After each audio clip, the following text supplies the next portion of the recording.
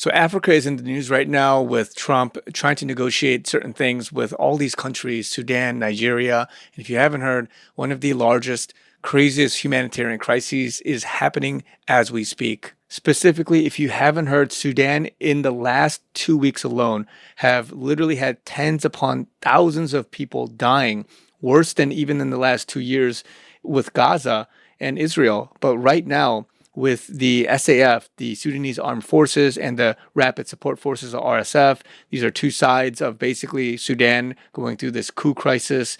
They are fighting the RSF, who is this paramilitary group led by Mohammed Hamedi. And right now, at the time of this recording, President Trump and a lot of U.S. mediators are trying to get them to have a ceasefire. And this is in some sense ongoing. They've agreed to it. But we'll see how this turns out. But basically, the crisis that has unfolded has been absolutely devastating because you're seeing satellite images. You have human rights people in there claiming and verifying that there are basically grave sites all over. You can see from satellite imagery that there is pools of blood in certain parts of Al Fashir, which is in the western part here of Sudan, in Darfur. And so this is absolutely crazy because what you're witnessing right now is one of the worst humanitarian crises in a very long time. In addition, obviously, to what Trump has been saying about the Christians being persecuted as well in Nigeria and many other parts of Africa. And in fact, let's hear what Trump has said a couple days ago when he announced this. If the Nigerian government continues to allow the killing of Christians, the USA will immediately stop all aid and assistance to Nigeria. We're going to do things to Nigeria that Nigeria is not going to be happy about and may very well go into that now disgraced country, guns are blazing, to completely wipe out the Islamic terrorists who are committing these horrible, horrible atrocities. I'm hereby instructing our Department of War to prepare for possible action. If we attack, it will be fast, vicious, and sweet, just like the terrorist thugs attack our cherished Christians. These are cherished people. These are great people. Leave them alone. Warning, the Nigerian government better move fast before it's too late. If they don't, there's going to be hell to pay.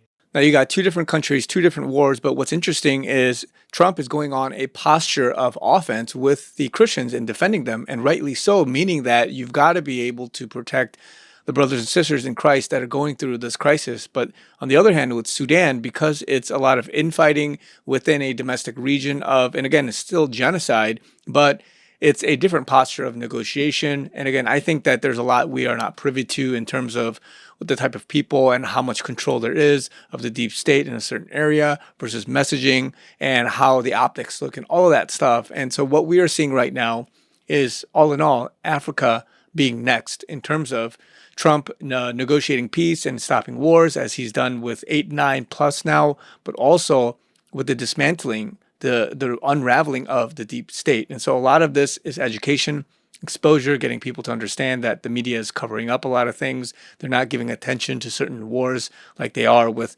Russia, Ukraine, as well as Israel, Palestine, all that stuff. But what we're seeing right now is the next phase and another area in the world for which Trump, the White Hats, these guys have to deal with, but more importantly, that God is dealing with. And so hang tight, guys. I know evil and everything, war is not going to be completely eradicated or over with until Christ comes back. But at the same time, we need to be in prayer. We have to be cheering on our brothers and sisters, all while being informed, praying, and just understanding what the context is as much as possible. Because yes, conspiracy is conspiracy, but at the same time, if you can research and understand what's happening, then it is a greater asset as we try to discern the world around us. So be encouraged, guys. Let me know what you guys think in the comments down below. I also want to mention we're so close to our goal, guys. If you guys want to support me, givesendgo.com/chrisyoonyt.